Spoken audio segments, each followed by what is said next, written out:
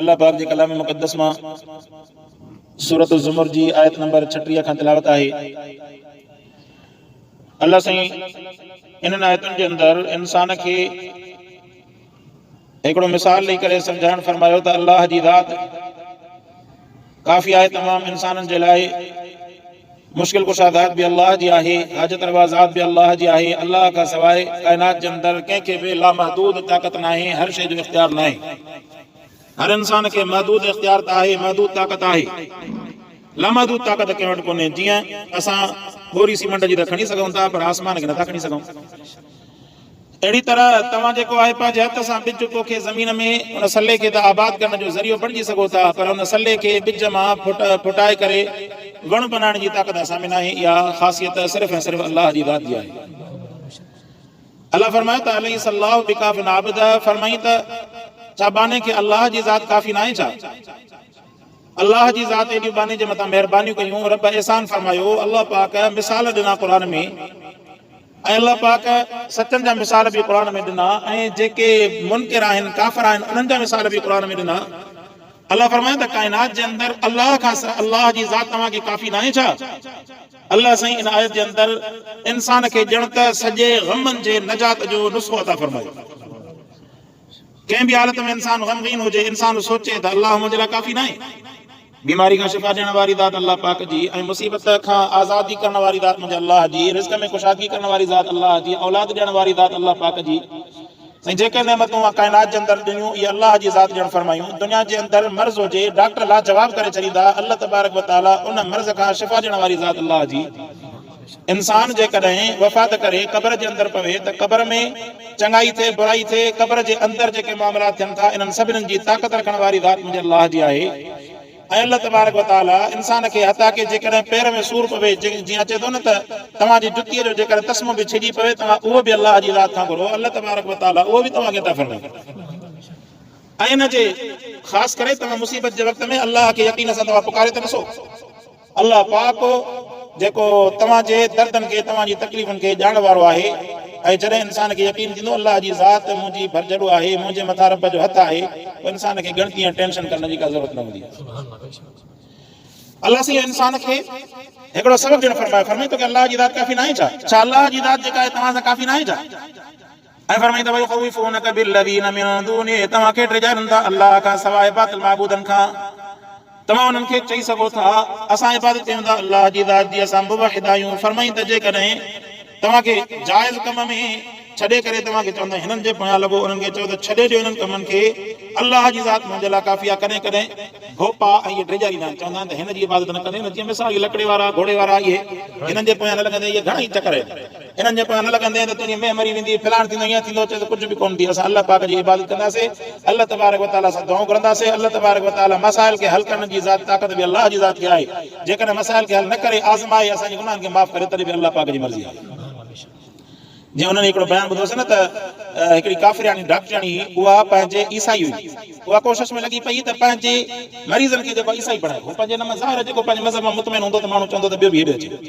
त इन कोशिशि जे दौरान तहक़ीक़ थींदी रही, ज़ाहिरात जे मामले जे अंदरि माण्हू घिरंदो त हुन खां वाक़िफ़ बि थींदो, तहक़ीक़ थींदी रही। इन हवाले सां इस्लाम जे अंदरि बि हुनजी तहक़ीक़ थींदी रही, ऐं ॾिठई सर्च कयईं त इस्लाम में अल्लाह तबारक व तआला हर उन शइ खे हराम करार ऐं नाजाइज़ करार ॾियणु फरमायो जेका इंसान जी ज़िंदगी जे लाइ नुक़सानकार आहे। चाहे उहो खाधे जी शइ हुजे, चाहे उहो मुआशरत जी शइ हुजे, जीअं बदकारी ज़िना, इहा इंसान जे मुआशरत जे लाइ तबाही आहे। अल्लाह हुनखे हराम करार ॾियणु फरमायो सवाइ निकाह जी।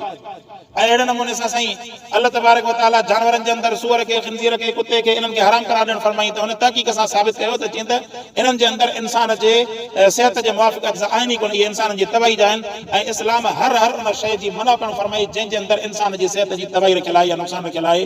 हुन मां मालूम थियो त माना हीउ इस्लाम खे इंसान जो न आहे, छो त एॾी वॾी तहक़ीक़ असां खां मथे कोई नथो करे सघे।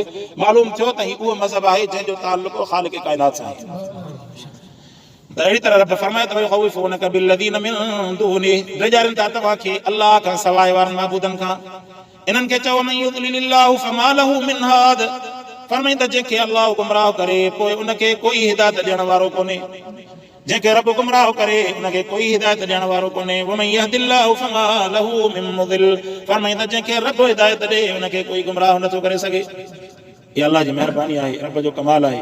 काइनात में केतिरा ई होशियार माण्हू ॾिसो, केतिरा ई मालदार माण्हू ॾिसो, उहे जेके आहिनि अल्लाह तबारक व तआला उन्हनि खे पंहिंजे दर तां तरण फरमायो। ग़रीब मिस्कीन खे अल्लाह पाक क़ुरान सां निस्बत अता फरमाई। इहा रब जी मेहरबानी आहे, अल्लाह जे तरफ़ खां हिदायत आहे। उन केॾा केॾा होशियार काइनात जे अंदरि मुतबर माण्हू, पर उन्हनि खे हिदायत नाहे। अल्लाह उन्हनि खे हिदायत माना रस्तो, रब जे घर जो मस्जिद जो रस्तो अल्लाह उन्हनि खे ॾेखारे ई कोन थो। ज़हनी तौर ते उन्हनि खे मफ़रूज़ करे छॾी, उन जा क़दम ई मस्जिद जे तरफ़ नथा खजनि। त इन मां इहो नतीजो ॾिसो, ईमान जी हालत में हुजे या बेईमानी जी हालत में, ॿिन्ही सूरतुनि में नतीजो साॻियो ई आहे। अल्लाह चाहे कंहिंखे ईमान ॾे, रब चाहे कंहिंखे काफ़िर करे। अल्लाह चाहे कंहिंखे मस्जिद में अचण जी तौफ़ीक़ ॾे, रब न चाहे त कंहिंखे मस्जिद में अचण जी तौफ़ीक़ न अता फरमाए। सो अल्लाह फरमायो अलैहिस्सलाहु बिअज़ीज़िल इंतिक़ाम। रब फरमाए छा नाहे अल्लाह पाक ज़बरदस्त इंतिक़ाम वठण वारो। अल्लाह हर अमल जो जेको आहे इंतिक़ाम वठण वारो आहे, बदिलो वठण वारो आहे। फरमाईंदा वला इन सअलतहुम, ऐं जेकॾहिं तव्हां काफ़िरनि खां सवाल कंदा, मन ख़लक़ अस्समावाति, केरु आहे जंहिं पैदा करणु फरमायो आसमाननि खे ऐं ज़मीननि खे। लयक़ूलुन अल्लाह, फरमाईंदा काफ़िर बि चवंदा त ज़मीननि ऐं आसमाननि खे पैदा करण वारी ज़ात अल्लाह जी। ज़मीननि ऐं आसमाननि खे पैदा करण वारी ज़ात मुंहिंजे अल्लाह जी आहे। अल्लाह तबारक व तआला इहा महिरबानी अता फरमाई जो काफ़िर बि हिन शइ जो इनकार नथो करे सघे। काफ़िर बि न चवंदो त हिन ज़मीन खे आसमान खे हिननि बुतनि हिन लात हिन उज़ा पैदा फरमायो, त काफ़िर बि चवंदो त इन्हनि सभिनीनि शयुनि जो ख़ालिक़ अल्लाह जी ज़ात आहे। अल्लाह फरमाए त पोइ जॾहिं इहा एतिरी वॾी हक़ीक़त आहे, सच आहे, हिन में को शुबो न आहे, पोइ अल्लाह जी ज़ात खे छॾे करे ॿियनि जे तरफ़ छो थो वञे? जॾहिं ताक़त बि अल्लाह वटि आहे, कुदरत बि अल्लाह वटि आहे, हर तव्हांजो ख़ालिक़ बि अल्लाह आहे, पोइ फर्माबरदारी उन जी कयो न, ॿियनि जी छो था कयो फर्माबरदारी? अल्लाह सी मिसाल सम्झायो।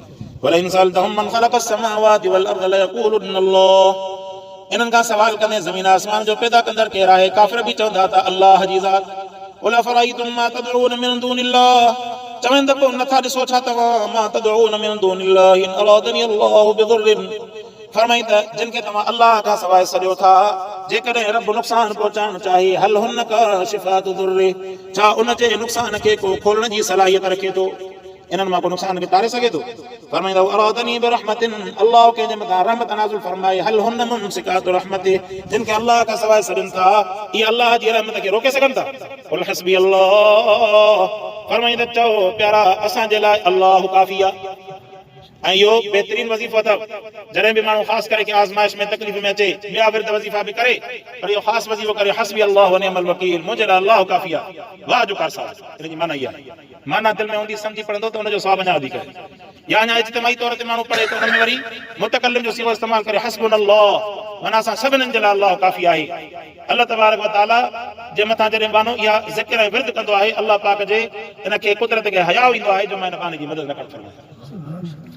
फरमाई चओ क़ुल हस्बी अल्लाह, मुंहिंजे लाइ रब काफ़ी आहे। अलैहि यतवक्कलुल मुतवक्किलून, फरमाईंदा उन ई जे मथां तवक्कुल कंदड़ बि तवक्कुल कंदा आहिनि। क़ुल या क़ौम अमलू अला मकानतिकुम, उन जे बावजूद बि चवण न वठनि त प्यारा चवनि अमलू अला मकानतिकुम, तव्हां पंहिंजी जाइ ते अमल कयो। इन्नी आमिलुन, मां पंहिंजी जाइ ते अमल कंदड़ आहियां।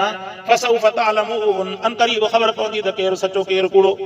ख़बर त पवंदी न, भाई हिसाब किताब जो ॾींहुं अचिणो आहे। भला जी मिसाल माण्हू कंहिंखे सम्झाईंदो आहे न, समझाए समझाए समझाए समझाए थकिजी पवे, त उन खां बाद में जॾहिं उन जे बावजूद इंसान न सम्झंदो, चवंदो भला ठीकु आहे, पोइ हाणे जेको हाल थियो इंतज़ार में आहियूं, जॾहिं कोरट लॻंदी त पोइ हिसाब किताब थींदो, ख़बर पवंदी केरु हक़ ते केरु न हक़ ते। पोइ क़ुर फरमायो, प्यारे हबीब बि उन्हनि खे इहो चयो, बाबा आख़िरत में हिसाब किताब थींदो, जीअं वणे भला अमल कयो, जीअं दड़के सां चइबो आहे, नथो जो चवणु वठे त पोइ जीअं वणे भला अमल करे, आख़िरत जे अंदरि हिसाब थींदो, ख़बर पवंदी त केरु हक़ ते केरु न हक़ ते।